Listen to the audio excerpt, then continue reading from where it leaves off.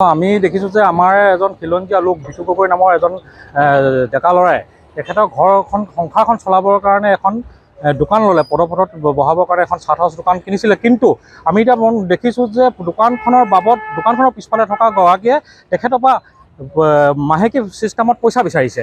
আৰু কথাটো হ'ল পৌৰসভা এলেকা অধীনস্থ পদপথৰ দোকান দিয়াত তেখেতলোকৰ কোন যুক্তিৰে তেখেতলোকে পইচা বিচাৰিছে, এইটো যুক্তিসংগতৰ বাহিৰত গৈছে। আমি তেখেতলোকক সাৱধান কৰি দিব বিচাৰিছোঁ। লগতে তেখেত বুলি নহয়, এনেকৈ যদি কোনোবাই আৰু পৌৰসভা এলেকাৰ আণ্ডাৰ পদপথত যদি দোকানত কোনোবাই পইচা লৈছে, সেইটো কিন্তু নল'বৰ কাৰণে আমি সকিনি প্ৰদান কৰিছোঁ। সকলোকে আমি এনেকুৱা কাৰ্যৰ পৰা বিৰত থাকিবলৈ সাৱধান কৰি দিছোঁ, বিৰত থাকিবৰ কাৰণে আমাৰ ফালৰ পৰা সাৱধান কৰি দিছোঁ।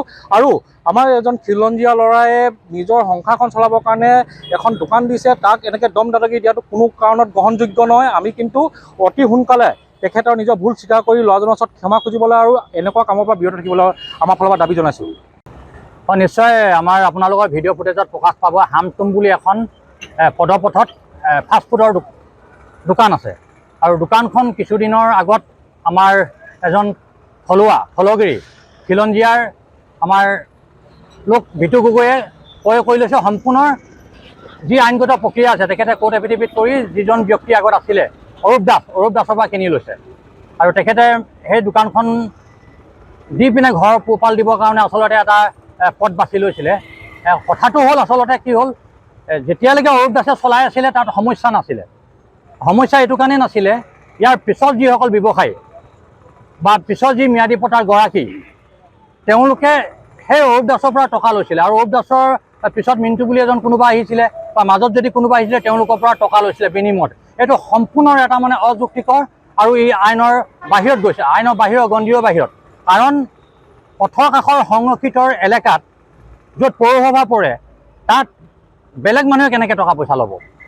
গতিকে আজি এই কথাটো ধৰা পৰিলে যেতিয়া এজন আমাৰ থলগিৰি খিলঞ্জীয়াৰ লোকে বিতু গগৈ যেতিয়া এই ফাষ্টফুডখন কিনি চলাম বুলি ভাবিলে, তেতিয়া এই কথাটো ধৰা পৰিলে তেওঁক বিভিন্ন প্ৰকাৰে তেখেতক চালনেৰে ইয়াৰ পৰা খেদিব বিচাৰিছে।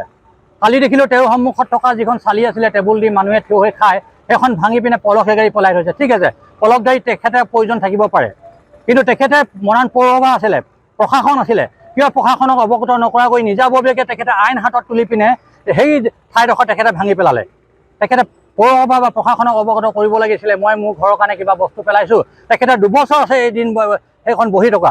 গতিকে বৰ্তমান যোৱাকালি 15 আগষ্টত 79তম 15 আগষ্ট তাৰিখে ভাৰত স্বাধীনৰ দিনত অসমৰ মাননীয় মুখ্যমন্ত্ৰী হিমন্ত বিশ্ব শৰ্মা ডাঙৰীয়া সগৌৰৱে ঘোষণা কৰিছে, অসমৰ ই ৰিক্সা চালক হওক, কেব চালক হওক, পদপথৰ কাষৰ দোকানী হওক, থলগিৰি খিলঞ্জীয়া অধিকাৰ থাকিব লাগিব।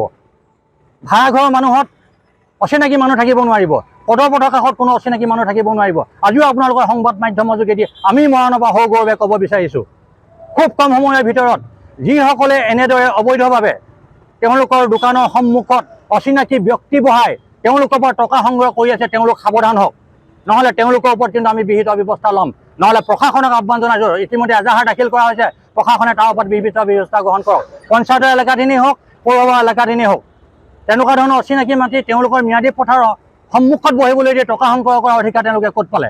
গতিকে ইয়াৰ ওপৰত আইনগত ব্যৱস্থা হ'ব লাগিব। আৰু মুখ্যমন্ত্ৰীৰ নিৰ্দেশনাক যদি কোনোবাই ভেঙুচালি কৰে, প্ৰশাসনৰ নিৰ্দেশনাক যদি কোনোবাই ভেঙুচালি কৰে, তেতিয়া আমিও কিন্তু হাত সাৱটি বহি নাথাকিম।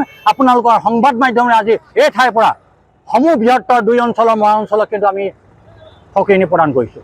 যিকোনো খবৰৰ বাবে যোগাযোগ কৰক 7099017330 লগতে 7099017110 নম্বৰত।